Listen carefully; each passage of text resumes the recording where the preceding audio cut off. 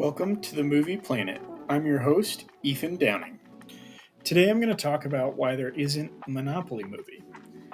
But first we must talk about board games and the board game film. There are really only 4 times in cinema history where a film was based directly off a board game. Clue the Movie, Battleship, Ouija, and Ouija Origin of Evil. I don't count Dungeons & Dragons because it's not a board game. Technically, it's a TTRPG, tabletop role-playing game. It doesn't come with a board or a set of pieces and clearly defined rules. I am excluding games like chess, checkers, and backgammon as board games because although they are board games in the technical sense that they are games that take place on a board, they are not considered board games by today's modern pop culture definition. Just because chess is sometimes played online doesn't mean it's a video game. Just because chess and checkers existed for thousands of years doesn't necessarily mean it should be lumped in with all these modern American board games that came out during the Great Depression and the years to follow. The 4 board game movies have one thing in common: they are all owned by Hasbro. Clue the Movie is the only film made where Hasbro acquired the rights years after the film was released in 1985. Hasbro purchased Tonka Group, which owned Parker Brothers, the U.S. publisher of Clue, in 1991. Then they acquired Waddingtons, the original UK publisher of Clue, in 1994. In England, they called it Cluedo. I recently watched Clue the Movie with Tim Curry. I thought it was decent, but then again, I didn't grow up with it. I loved Tim Curry in Home Alone 2, though. I probably would have liked it a bit more if it was a straight murder mystery. It leaned too heavily into dry British humor that I'm not a big fan of. That being said, there were parts of the film I thought were funny. The film had a budget of $15 million with a box office gross of $14.6 million, making it a box office flop. Although it has been given a second life on home media, and it is considered by many people to be a cult classic. It recently received a 4K Ultra HD Blu-ray release, which is more than what I can say for some of my favorite films. One interesting thing about the release was that it had 3 different endings. Different theaters showed different ones. Most of the versions of Clue now have all 3 available back to back to back. There was also a 4th ending written where Tim Curry's character was the one who murdered everyone, but it was removed from the script because they thought it wasn't funny enough. They also received a 1985 VCR mystery game of the same name, and a 1987 sequel called Clue 2: Murder in Disguise. The first board game movie that was made in cooperation with Hasbro was Battleship. I liked this movie. I thought that Liam Neeson, Taylor Kitsch, and Alexander Skarsgård worked well together in this film. The action sequences with big CGI alien ships were so much fun. People hate on the dialogue and some of the characters being kind of bland, but dialogue is not why I see a movie called Battleship. Jeremy Renner was originally considered for the starring role instead of Taylor Kitsch. Renner turned down the film to shoot The Master with Paul Thomas Anderson directing. He actually got snubbed for that movie by Joaquin Phoenix, but joke's on them because The Master also lost money in theaters. Renner avoided 2 box office flops in 1 year. Don't you just love Hollywood? With a budget of $209 million, Battleship made $303 million worldwide, which lost Universal and Hasbro a combined $150 million. Big ouch for the board game film. They considered scrapping the picture partway through for a loss of only $30 million. But a new chairman at Universal, Adam Fogelson, went all in on the movie, boosting the budget from $150 million to $209 million, hoping they would lose less money in the long run on box office success. But that didn't work out too well. Hasbro Entertainment didn't lose heart though. They continued to rake in money from the Transformers series and G.I. Joe series so much that they continued their hand at the elusive board game film. They came out with Ouija in 2014. Blumhouse was a co-producer with Hasbro, and Universal distributed it. Surprisingly enough, Ouija is the first board game film to turn a profit in theaters. I've always said that no genre or subgenre in all of cinema is as dedicated as horror fans are. Boy, was it true in this case. Ouija had a budget of $5 to $8 million and a worldwide gross of $103.6 million. The prequel, Ouija Origin of Evil, didn't fare quite as well, but still made good money. With a budget of $9 million, it grossed $81.7 million worldwide. I must admit, I don't believe in Ouija boards because there is a spiritual element to it. I am a man of God. But a movie is made for entertainment, and I wouldn't mind checking these horrors out. Many of you might think to yourselves that because Monopoly is one of the oldest board games and the best-selling board game of all time, that it would have already gotten a film made about it in 2025, but you'd be wrong.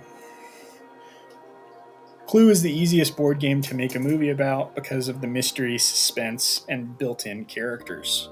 Battleship makes sense from an action standpoint.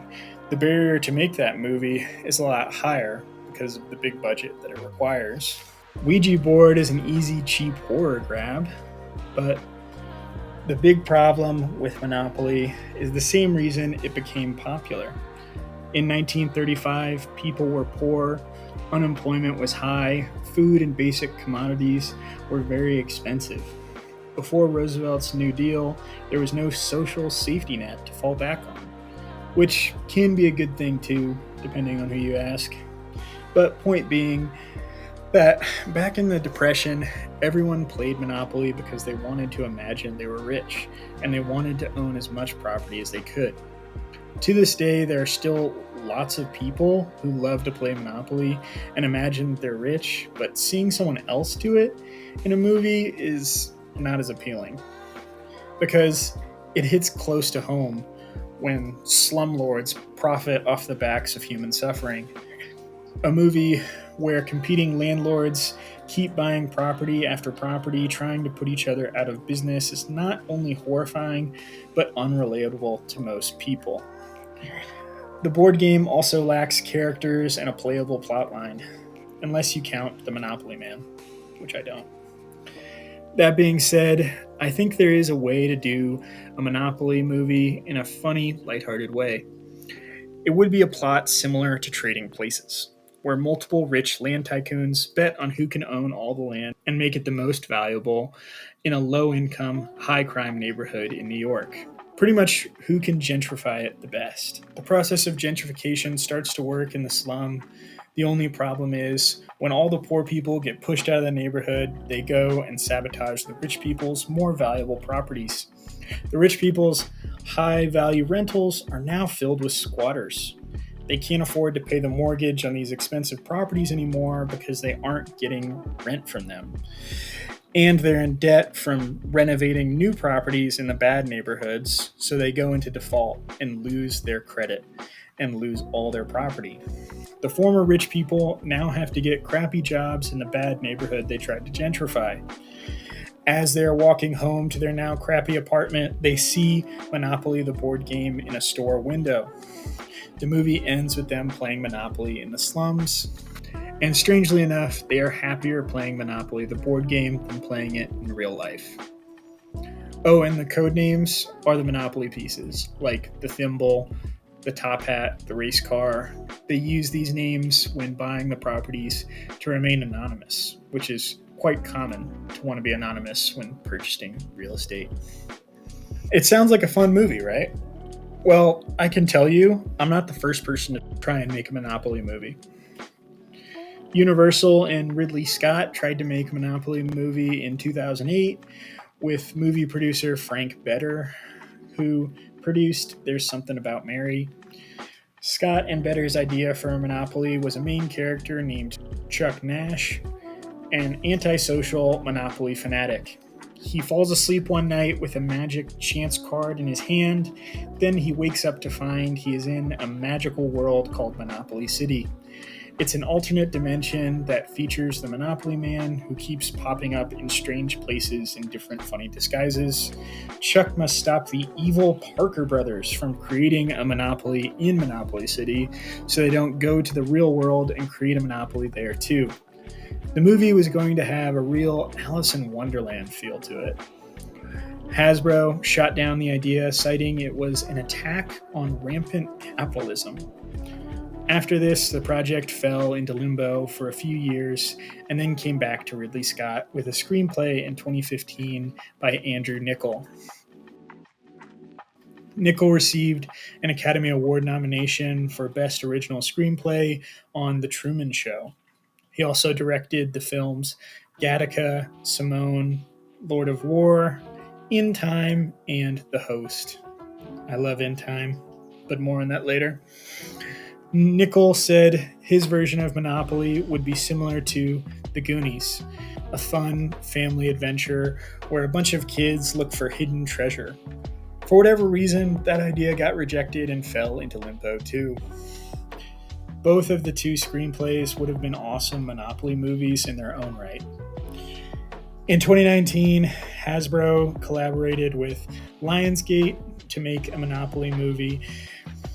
Tim Story would have directed, and Kevin Hart was slated to be the leading man. Tim directed great films like Barbershop, Taxi, which I loved, the Fantastic Four movies, the Ride Along series, and more recently, The Blackening, and many more. I think a Ride Along-esque Monopoly movie would be legit. Sadly, COVID happened and killed the project.